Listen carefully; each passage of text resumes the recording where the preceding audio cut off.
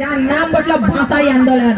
কিছু কিছু জলন পতাকাকে নিয়ে যে আওয়াজ উঠাইছিলেন, তোমার যেমন উদাহরণের জন্য নিয়ে এলো 60-40, 1932, নিয়োজন নীতি, শিক্ষা নীতি, ঔদ্যোগিক নীতি, এরকম কিছু কিছু জলন পতাকাকে নিয়ে সরকারকে ব্যাংক থেকে আনতে মজবুর করে দিল।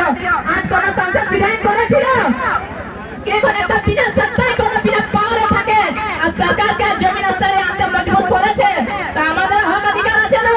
কি আজ আমরা একটা গরিব পরিবারের মধ্যম পরিবারের ছাড়া যখন আমাদের হক অধিকার কি বকিল আর জানাই দিয়েছে, আর বাচ্চারা বড় বুড়া বুজুর্গকে সবাইকে বাতাই দিয়েছে কি আমাদের হক অধিকার কি বটে।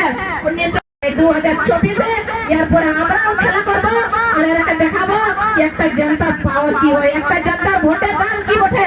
আজ ওরাকে আমরা একটা সাংসদ বিধায়ককে ভোট দিয়ে করে আজ লোকসভায় বিধানসভায় পাঠালি, আজ ওরাই আমাকে বলেন कि तोरा की बतो आज एक काम लिए विधायक से जाबो ना की बोलबे हम समय लेके जा काल हॉस्पिटल। अरे हम तुमसे पूछते हैं तुमको आज कुर्सी में बैठाने वाला कौन है, ये हम जानता है और हमारे একটা ভোটের কতটা পাওয়ার হয় এইটা আমি আজ তোমাকে বলবো কি যদি তোকে আমি কুর্সিতে বসাবো দম রাখি না তো কুর্সির নামাবার যতটা ক্ষমতা রাখি। তো বলে না আর 2 বছর